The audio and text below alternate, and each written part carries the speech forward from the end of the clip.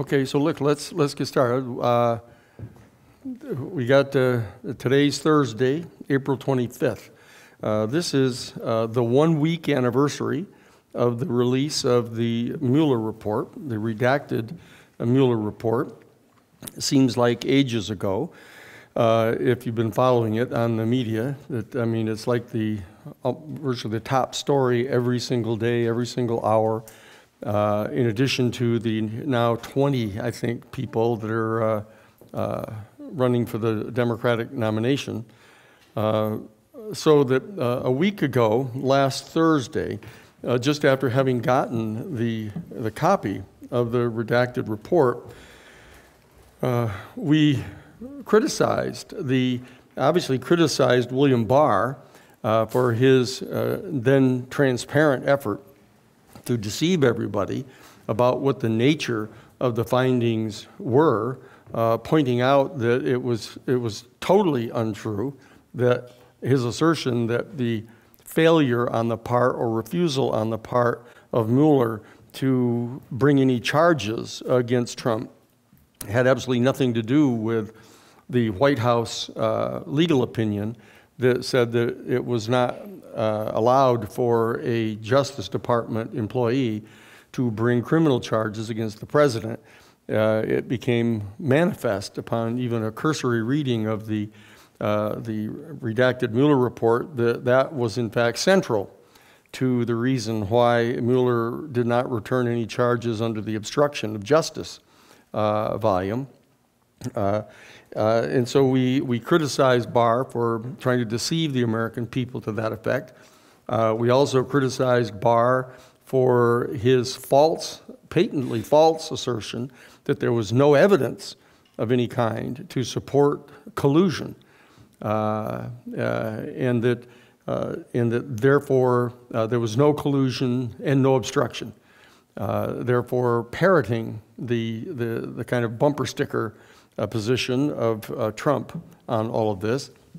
So we point out that that was the second ground for critiquing Barr. His reference to there being no evidence to support either one of those was not true at all.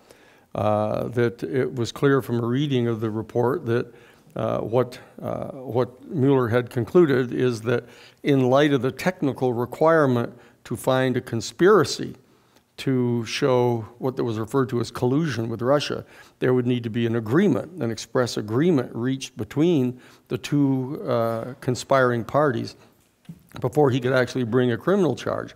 In fact, he addressed it. What he said is that, look, that assuming there were evidence here, for example, when he was talking about the obstruction thing, assuming that there's evidence here that would support a criminal charge, which I'm prohibited as a Justice Department employee from bringing against him, there are two things that are important to talk about. One is that the Congress has the ability to bring impeachment charges against him, the House, and then he'd be tried in the Senate and he could be convicted there, the only punishment for which would be his removal from office. But he went on at length to point out that subsequent to his leaving office, either by impeachment or the expiration of his term or terms, he would be subject to criminal prosecution. And he went out of his way to point out that that was true, which is indicative of the fact that he was really intending to have this be a roadmap for the Congress.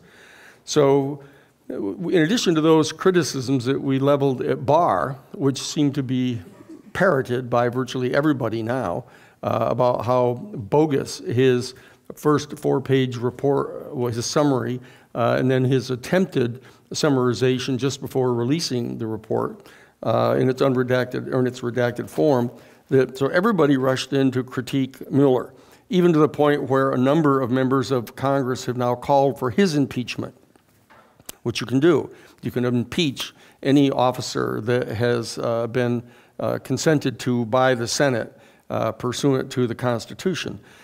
But in addition to that, we, more surprisingly, critiqued Mueller for Mueller having basically booted the collusion charge by pointing out there was this technical requirement of having a conspiracy and a specific agreement between the two parties in order to criminally prosecute them and that he, in effect, disappeared that charge at the end of volume 1.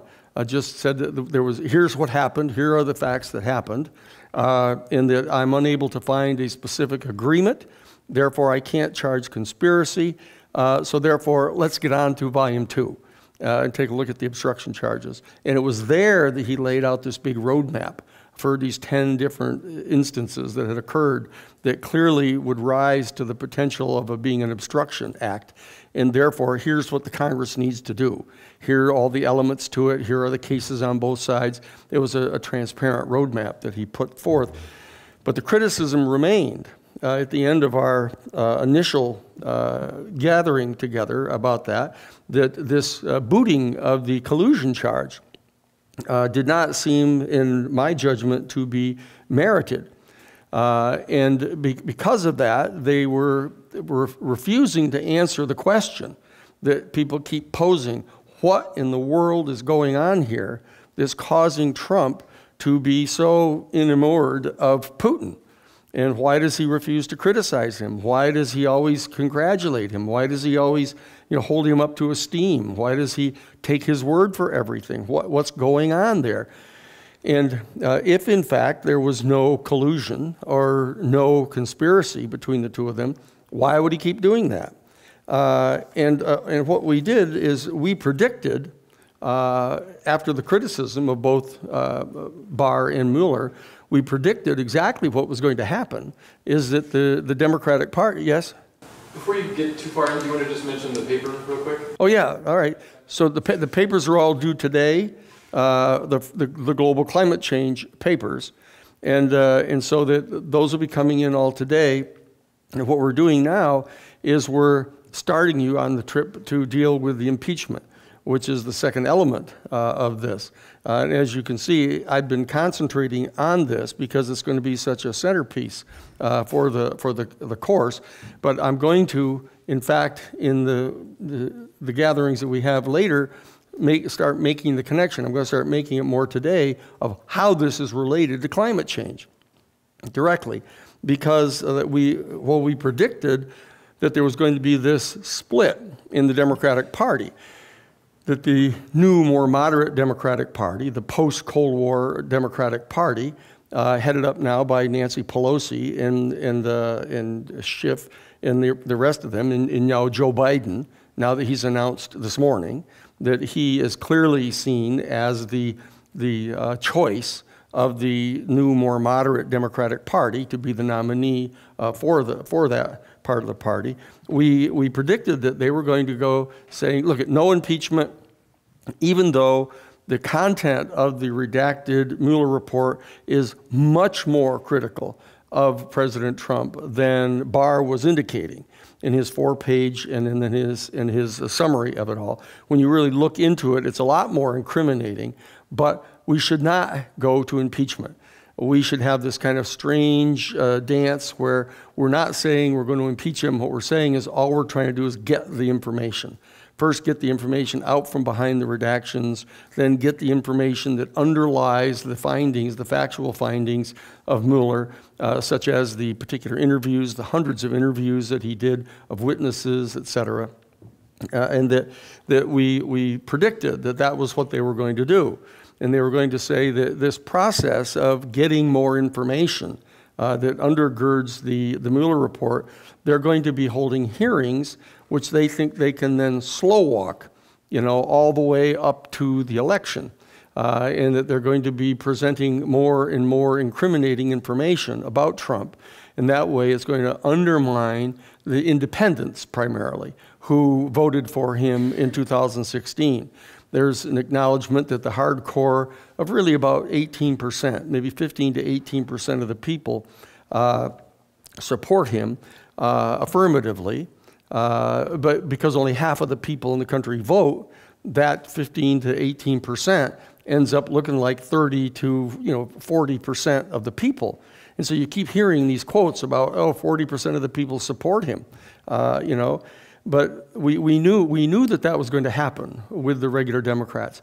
And we also predicted that there was going to be this different position taken by the progressives, the so-called progressives, and they always refer to it as the progressive wing of the Democratic Party now. This is the AOC group, Alexandria Ocasio-Cortez, and the new freshman members of the House and members of the Progressive Caucus were, in fact, going to say that they believed that the evidence put in front of us, the findings of fact made by Mueller, support an impeachment, like right now, that it's right in front of you, so that we would be actually violating our constitutional oath of office to protect and defend the Constitution of the United States if we were to allow this to go on. But as we predicted, it turns out they took the bait, and they went right down the road of the obstruction. And that virtually all of the discussion of the progressives, even including AOC, are talking about the obstruction, and that they're looking to see which is one of their favorites of the 10 different obstruction events. And of course, Don McGahn has now become the hero. He's become the star witness because he is the eyeball witness to the obstructions, most of them. And so everybody's raising up Don McGahn. Everybody's talking about how quickly can we get Don McGahn to come on to testify. What is it Don McGahn actually said? And so that what's happened is the progressives have bought into the argument that there is no really provable collusion, and no matter how much cooperation or coordination or solicitation was going on between Russia and the Trump administration, that there's no proof of conspiracy. And so therefore, let's drop that and turn our attention to the roadmap that he's given us. So just as we predicted, that has happened. And what that means is it still leaves totally unexplained this mystery as to why it is that Trump was so, as I say, enamored, kind of in this love affair that they keep talking about between him and Putin. What's the story here? And they're ignoring the underlying sin that was apparently being concealed by all of these people lying all the time, and Trump attempting to obstruct the investigation, to stop the investigation. What was it that they were so frightened about coming out? And so on Thursday, or on Tuesday rather, this last Tuesday on the 23rd, we focused on this issue about what in the world this underlying sin may well have been. And we reviewed just briefly the handful of candidates. We pointed out that the #1 candidate of the fact that they were actually conspiring and colluding to have the election of Trump take place, and they were coordinating all of their activities together in a conspiracy to undermine the election process and thereby undermine the legitimacy of the election of Trump himself. But given the fact that that one had been more or less effectively taken off the table by Mueller himself, and then in the big rush of all the media people doing it, and then, of course, the regular Democrats buying that completely and actually parroting it over and over again. Well, it was really good news. It was really good news to find out that our president wasn't actually colluding and conspiring with the Russians to win the election, despite all the evidence to support it. But it's really good news for us to be told that we had to come to that conclusion. And so that what we were pointing out is that one of the 5 different theories as to what the big sin was that they were afraid of being revealed that caused them to be lying and obstructing all the time, that one's off the table. And so we just quickly reviewed the other ones, and that was that Trump didn't actually think he was going to win. And so therefore he was using his campaign simply to build up goodwill with Russia. A lot of focus on this one is with the Trump Tower deal. A lot of talk about the Trump Tower deal. Isn't it great that we dug down in so deeply and discovered that he was actually lying, that he was actually continuing to engage in the negotiation to build the Trump Tower all the way up until the convention, and then even after he was the nominee, they continued doing this all that time and then were lying about it, like as if that was the big sin. Okay, that's one of the big candidates that's still left out on the table. The second of the remaining 3 was that there was this history of money laundering on the part of Trump. of him actually accepting loans from the Deutsche Bank, into which the Russian oligarchs were depositing their embezzled money in Russia. And then that bank, under the whip hand of the oligarchs in Russia, was extending loans to Trump when nobody else would do that. And so they would loan him the money, and then he would build this big, gigantic Trump Tower, and that money was being laundered because the money was being loaned by the bank, but when the money was paid back by Trump to the bank, it was clean money in the bank, in the Deutsche Bank, for the oligarchs. And in addition to that, we pointed out that there was evidence that Trump, after he would build one of these great big towers with all the condominiums, would sell the condominiums to the oligarchs. And each of them would buy 6 or 8 of these different condominiums for, say, $6 million, and then turn around and sell it for $5 million, and then have $5 million of clean money. And that Trump was involved in doing that with them. And so that was purportedly the underlying sin, that he was afraid of being revealed, and that explained why he was in fact disposed so favorably toward the Russians, because the oligarchs are all pals of Putin. They're all involved together in embezzling billions of dollars in Russia and becoming super wealthy, and that Trump was part of that little gang, and that they were afraid of that becoming exposed, and that was the sin that people are sniffing around about, even though the hordes of all the media and the regular Democratic Party and even the progressives in the Democratic Party have all been taken off the scent of that trip, and they're into looking only at the obstruction. And then there's the last one, the one that people titter about all the time, and I think he actually even caused a couple of people to walk out here when I just mentioned it last time, is the famous P videos. And I won't go into it anymore. I don't want to lose any more of you. But then there's that one, and that they have these sex tapes on Trump, and that he would be humiliated, if they were made public. That's hard to believe in light of how humiliating things are he does every day, and she still stays with him, and so that we, however, on Tuesday, proffered another explanation. By the time we got to the end of the discussion last time, we proffered this thing that nobody seems to be talking about. And that is the fact that on April 27th of 2016, now this is April, May, June, July, August, September, October, like 7 months before the election, when Trump's first foreign policy speech was scheduled to take place at the National Press Club. 2 days before that, on the 25th of April, Manafort suddenly changed the venue of that speech from the National Press Club in Washington over to the Mayflower Hotel. And that the Mayflower Hotel was rented by the Center for the National Interest. And that the Center for the National Interest turns out to be this interesting group that was actually founded originally by Richard Nixon, the honorary president of which is Henry Kissinger, on the board of directors of which is Jeff Sessions. And this is viewed as one of the most pro-Russian think tanks in all of Washington. And this speech that he gives there is basically a laudation of Russia and Putin, and how we have to really have better relations with them. And there's no reason for us to be at odds with Russia now that the Cold War is over. But what isn't talked about, even though that was an issue that came up for the special prosecutor, only because at the cocktail party before that speech at the Mayflower Hotel, there was an exclusive cocktail party.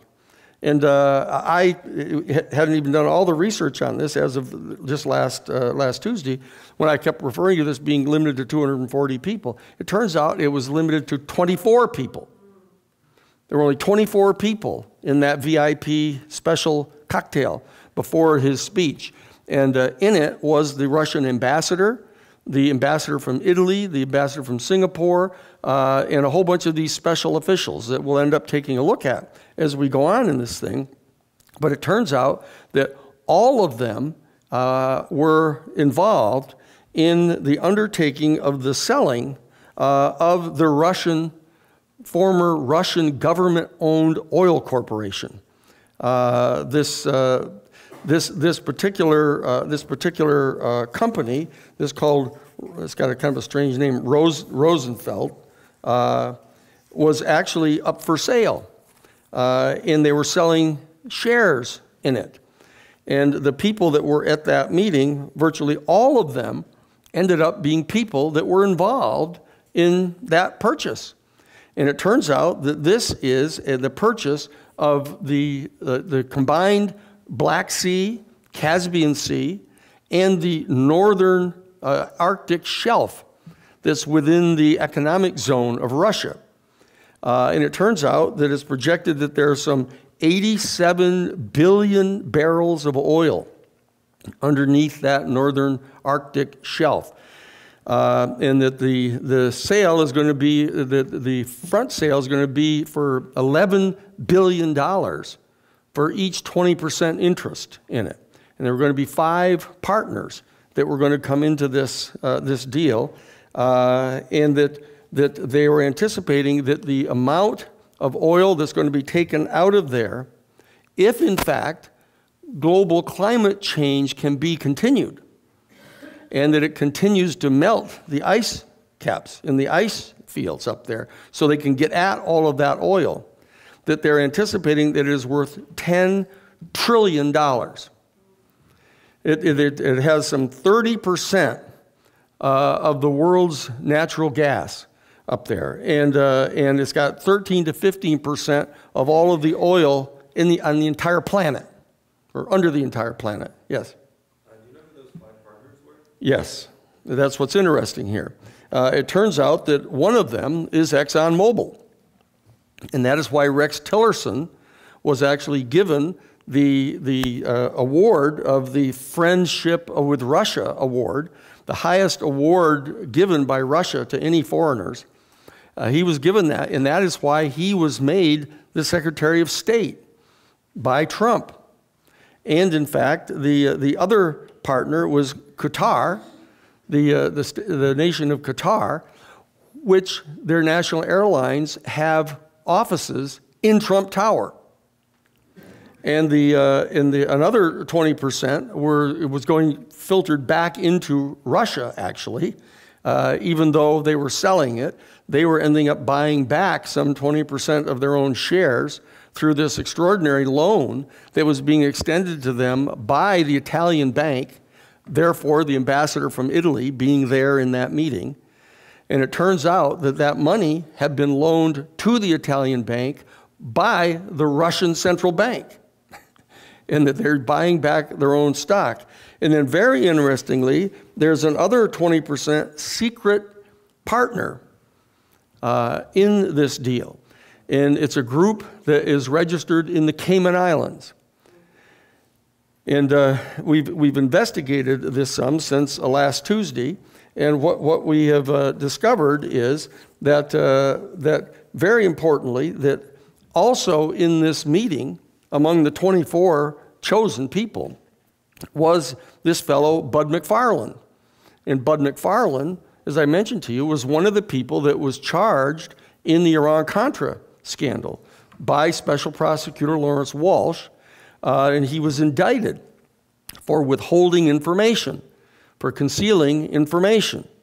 And as I get into our discussion today, I will point out is that these major scandals that break out into the public that seem to be going on between the Republican Party and the Democratic Party, that become framed as a constitutional crisis, like the Watergate burglary and like the Iran-Contra scandal. And now this one is that they all consistently conceal what the underlying deeper sin is that's being concealed, and what all the obstruction is about and all the lying is about. And it happens over and over again. And that's what I want to talk about with us here today. Because as it turns out, that this group, that are the secret Cayman Island group, it turns out I've investigated this since last Tuesday, and I've discovered that the group is actually had the name, it's first thing we discovered that it was represented by the Walker Law Firm. The Walker Law Firm, which turns out to be associated with a man by the name of Stephen Schwartzman, who is one of Trump's economic advisors. And he was the co-founder of the Blackstone Sovereign Wealth Fund. And his co-founder was a guy named Pete Peterson, who's on the board of directors of the Center for the National Interest, which is the sponsor of that particular VIP gathering that they had there. And Jeff Sessions is on that board as well. Well, usually the sale of these former Russian-owned companies is all what is engineering the massive wealth of the oligarchs. That's what's happening. And so that all these oligarchs that Putin is part of and that Trump is friends with and getting loans from indirectly through the Deutsche Bank are all hogging out at the sale of these Russian-owned companies. The mining companies and the water companies and the construction companies, all of them that used to be owned collectively by Russia were being privatized. And this is the big daddy. One of the oil corporation, the big Russian oil corporation is this one. And they had a name for the group. All we know is that the Walker Law Firm represented them in the Caymans. We've dug that out so far. And the name that the group was using, the front that they were using, is called the Intertrust Group. The Intertrust Group was the other partner for a 20% interest. And we tracked them, and it turns out they've changed their name just recently, just like Blackwater International has done. When they got in trouble, they just keep changing their name. They've changed their name now to the QHG Holdings, which is based in Singapore. Therefore, the ambassador from Singapore being there in the meeting, okay? And so the question that we have posed to us, who are the principals? Who are the secret fiduciaries in this secret group that's ending up getting 20% of what is ultimately a potential $10 trillion in oil and gas up on the northern Arctic shelf? And what should we think about the fact that in order for those resources to be fully developed, it's going to require global climate change to continue and to not be stopped or turned back, and that it might even be increased.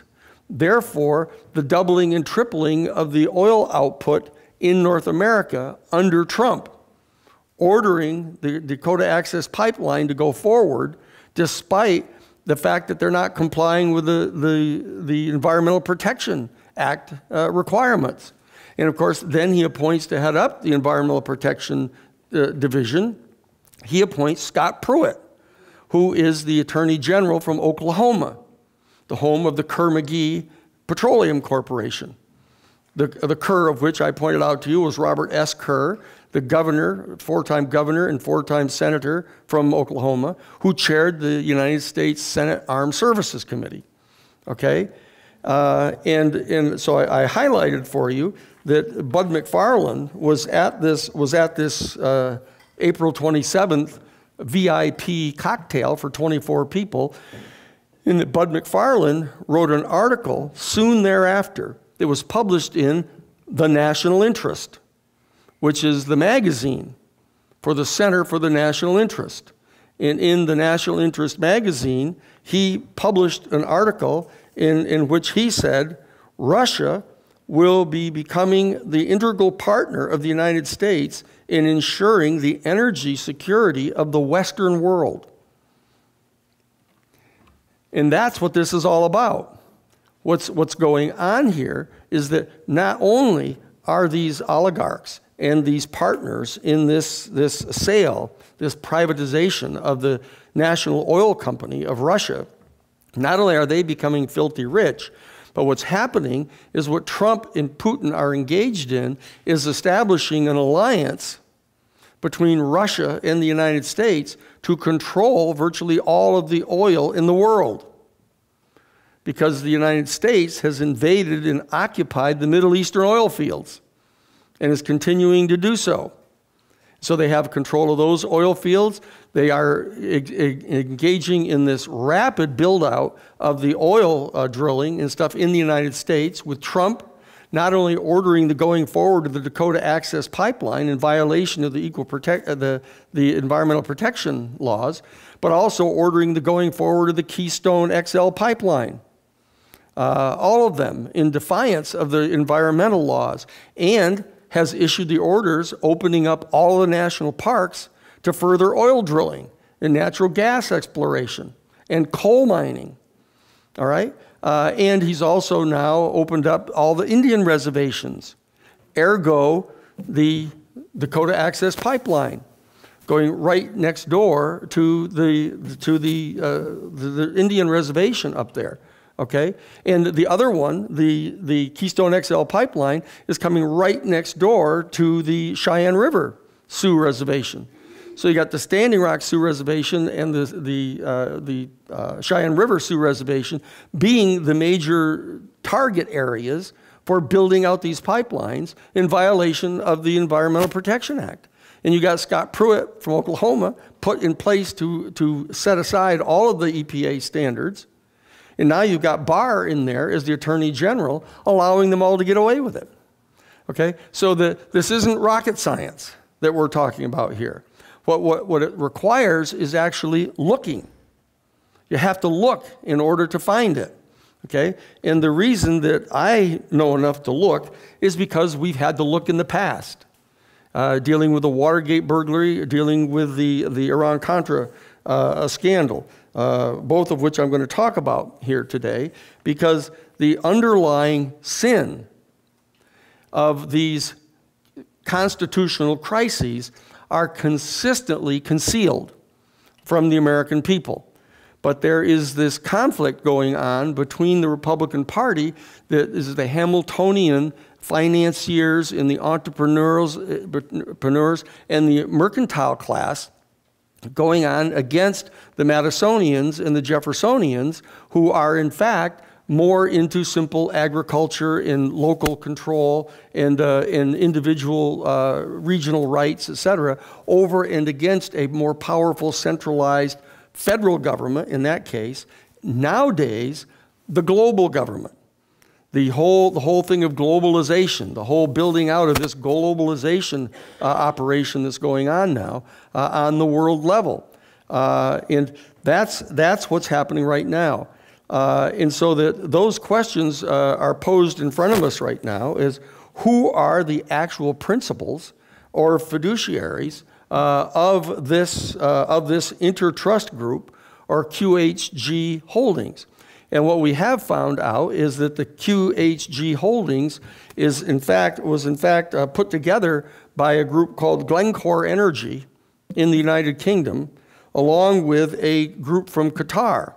But both of them have been identified as functioning as front operations for secret groups, so that they would logically be the ones that would do the fronting for them, but it still doesn't answer who the fiduciaries are. And so if, in fact, the fiduciaries include Donald Trump and Putin, they are dead men walking. Okay? And if it can be shown that they are engaged in this conspiracy together to not only become multi-billionaires over the control of this oil, but that they're actually being benefited by the continuation of global climate change in order to continue to melt down those ice fields up there so they can get at this $10 trillion worth of oil. Okay? So there you have a major candidate in front of us right now as the ultimate sin that is being concealed by this.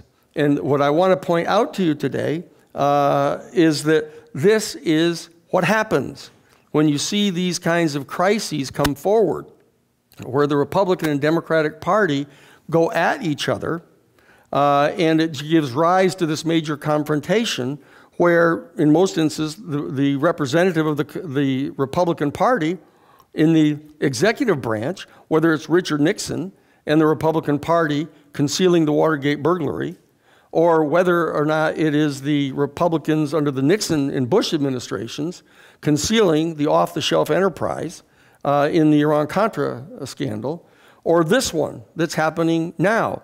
And what I want to do in order to bolster the potential credibility of the thesis that we're looking at here, that we may have targeted what the underlying sin is in this scandal, which no one else is talking about. That no one else is talking about. I'll tell you why it is that that we at the Romero Institute, which was originally the Christic Institute that investigated a lot of these other crimes, came to know about. And what I'm going to be doing is that in the following couple weeks, I'm going to be connecting this very directly to the global climate change that's going on and the indigenous peoples' uprisings against these pipelines, the Dakota Access Pipeline, the Keystone XL Pipeline, the Trans Mountain Pipeline, that it's not coincidental that it is the indigenous people that are being targeted for these pipelines, and they're being demonized by Tiger Swan, private military corporation that's being hired by the oil corporations to come in and lay down this major investigative neutralizing activity against the indigenous people. And it's going to lead us all the way back to Steve Bannon, who was and continues to be one of the principal advisors for Donald Trump, contrary to the myth that somehow he's been ousted and they don't have any relations at all anymore. The fact of the matter is that Steve Bannon has developed this major thesis that we're going to be talking about in this class, where he believes that, in fact, the major opponents to the establishment of world domination, to the full spectrum dominance on the part of the elite white Caucasian members of the new Northern Industrial Alliance, the fundamental opponents are the indigenous Aboriginal people, whom he refers to as anti-Christian, anti-capitalist, religiously driven, indigenous terrorists. Okay? And that's his whole thesis that he has been espousing all of this time. Okay? And so what I want to do here today is I want to, in order to begin to get you to understand what it looks like to be actual participants in your next papers, since you've already gotten these in, and you're getting ready to do your paper now focusing on the impeachment part of this thing. I want you to start understanding that I want you to be participating in this investigation that we're engaged in here so that you can become part of history.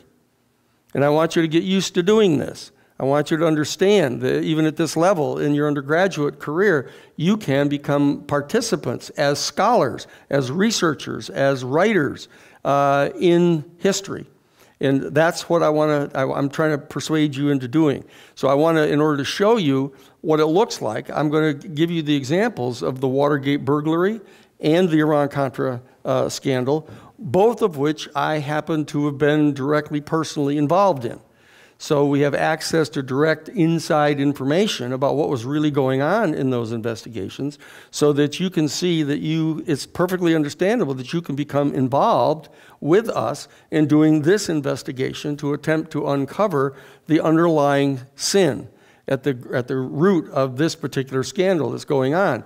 And hopefully we can together participate in persuading the progressives to not stay trapped on just the obstruction charges, but to actually take a look at the collusion charges and come to understand what the underlying criminal activity was that's being concealed here. Because that is how he can not only get impeached by the House, but could get convicted by the Senate. Because once people understand what it is that they may well be up to in this whole thing, even his ardent supporters are going to fall away. Okay? And that's what you have to do in order to get them convicted. So let me turn now to this this issue of the other major conspiracies that you've heard about, both of which reside mainly in your pre-history, because most of you weren't old enough at the time of either one of these two major conspiracies to have been sitting there watching it unfold. and be actively involved in being deceived as to what was really happening here. But what you've done is you've heard about it. I mean, I could ask almost any one of you to give me a little thumbnail on the Watergate burglary, and you could probably do it. You could even probably tell me in general terms what you think happened in the Iran-Contra scandal. I don't want to embarrass any of you, but I would suggest that you get ready for that, because I'm going to be asking you about it later. But I'll give you some crib notes here on it. Now, that you remember that all of these big conspiracies, they all refer back to Watergate. They call it Watergate, Spygate, Iran-gate. They all grab on to the last end of the Watergate burglary as the nomenclature now for these types of vast conspiracies that are going on. And so Watergate is, in fact, the granddaddy of all of them. And what the public perception of what it is that happened in Watergate, which I'll lay out for you in just a couple of minutes. I'll lay it right out. And then what I'm going to do is explain to you how deceptive that was of the vast majority of the American people. What happened is on June 17th of 1972, some 5 months before the election, the re-election bid of Richard Nixon. He'd been elected in 1968, so you're all the way into the 4th year of his term in 1972. There's getting set to be his re-election election in November of 1972. 5 months before the election, these 5 men are caught inside the Democratic National Headquarters. Not at all unlike being caught inside the Democratic National Headquarters computers now, of what happened here. The whole invasion of their computers and downloading their computers and finding out what they're doing, okay? But there was a break-in in the Democratic National Committee headquarters on the night of June 17th, and that while the 5 men were in there burglarizing the place, they put a tape on the entrance door into the back door of the Watergate Hotel. And the night watchman came by and found the tape holding the door unlocked. The door had been unlocked, and they taped closed the latch so that it would stay open. And, not being an A-caliber night watchman, he just took off the tape and closed the door and locked it. And he went around and he did his rounds, and he came back a while later and he checked the door again, and the tape was back on the door. And so he calls the police, okay? The police radio to Karl Schlaffer. Karl Schlaffer ended up being the head of the District of Columbia Organized Crime Strike Force, and got to be a good friend of ours. In fact, is the guy that ended up tipping us that they were wiretapping our telephones at the Christic Institute during the Iran-Contra investigation. But anyway, I got to know him through this, and that he was out on an assignment with 5 of his other guys, and they were all doing a stakeout, all dressed up in hanging out clothes. And so they all rushed over to the Watergate Hotel, came rushing in, and caught the guys right there in the act. And they caught them with all the wiretapping equipment and the cameras for photographing documents, et cetera, and they brought them in and arrested them. Okay, they were arraigned in the D.C. Superior Court, and a young reporter, brand new reporter at the Washington Post by the name of Bob Woodward, gets a call that these people have been arrested and they're being arraigned. He gets up and jumps into his clothes and runs over to the Superior Court, goes into the courtroom, and they're all being arraigned. And when they're asked for their names and their occupations, one of them says that his occupation is freedom fighter. And one of the other ones mumbles that he works for the counterintelligence agent. And everybody goes, what? What? Yeah, I work for the counterintelligence agent. And so he goes after him. Bob Woodward goes over and finds out that he is saying he worked with the Central Intelligence Agency.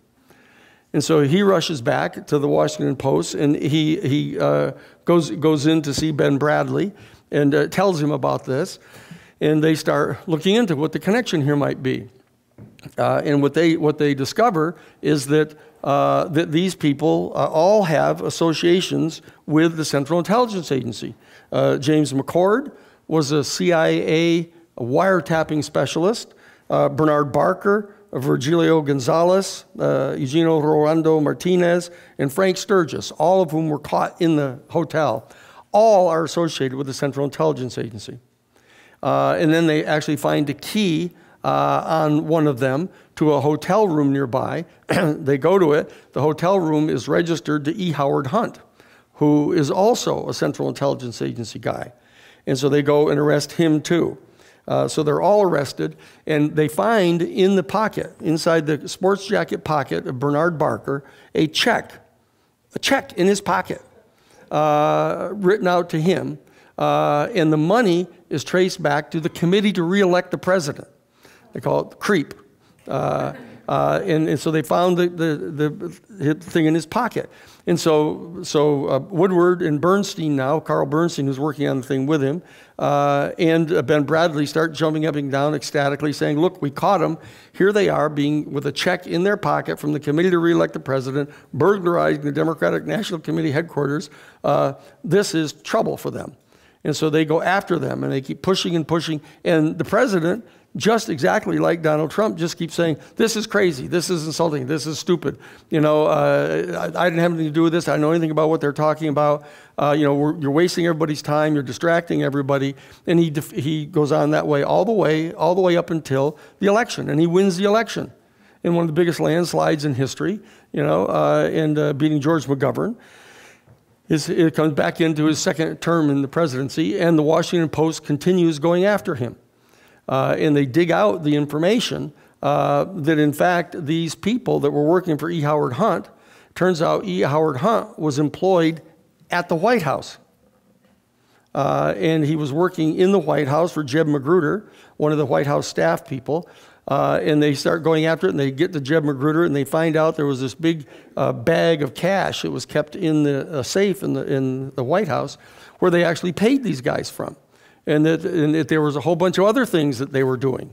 That they went out and, for example, burglarized the office of the psychiatrist of Daniel Ellsberg, who had turned over the Pentagon Papers to the New York Times that I happened to be the legal counsel for.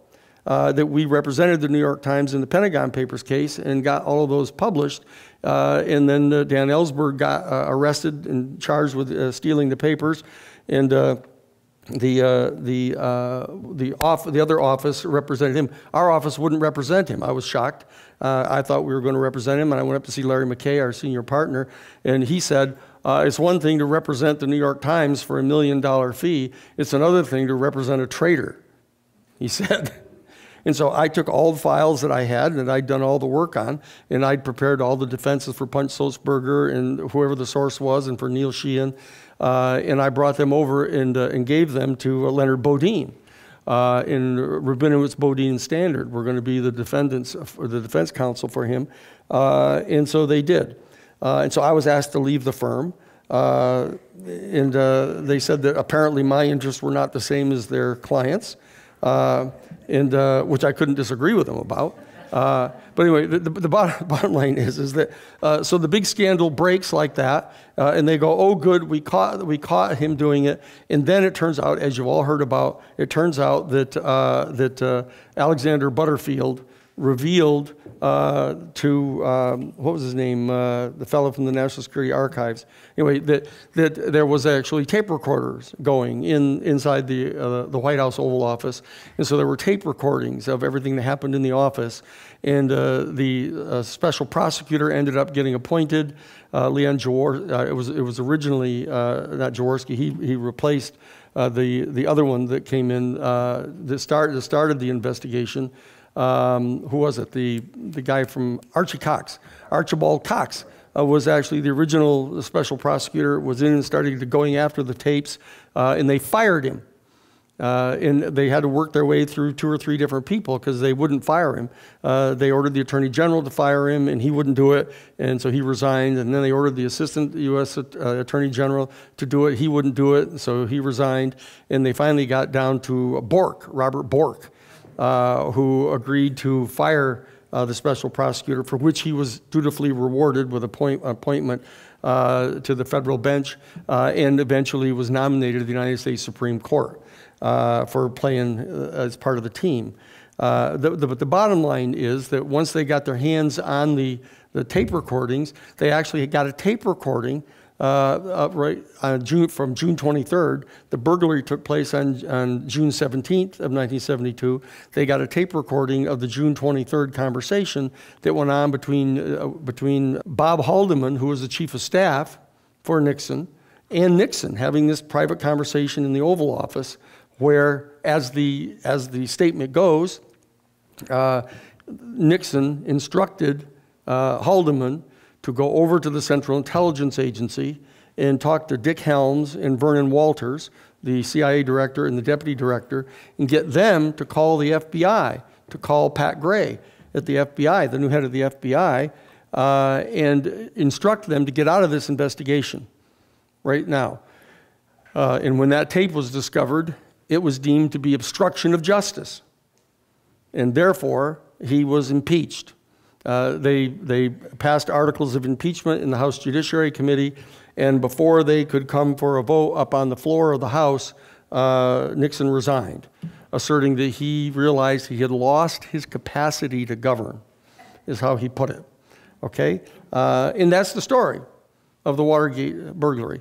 And isn't that great? Aren't we terrific? Not only did the Justice Department act in an honorable way in going after him, but the Fifth Estate of the Washington Post was diligent and worked away and got a hold of the information, and the nation was saved from this nasty dude, Richard Nixon. Okay, that's the public story. Okay, what they don't tell you is, what the hell were they doing in the Democratic National Headquarters? Why would they break into the Democratic National Headquarters and wiretap their telephones? What were they after that would cause them to take such a great risk? And so people kept asking that question. Well, why were they in the Watergate Hotel? Well, it doesn't make any difference. It doesn't make any difference because they were obstructing and they were lying about it. And Richard Nixon was actually instructing the Central Intelligence Agency to get the FBI to step out of the investigation of this.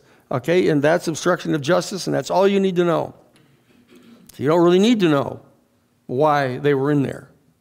But if you did know why they were in there, you would come to understand what we're talking about here today.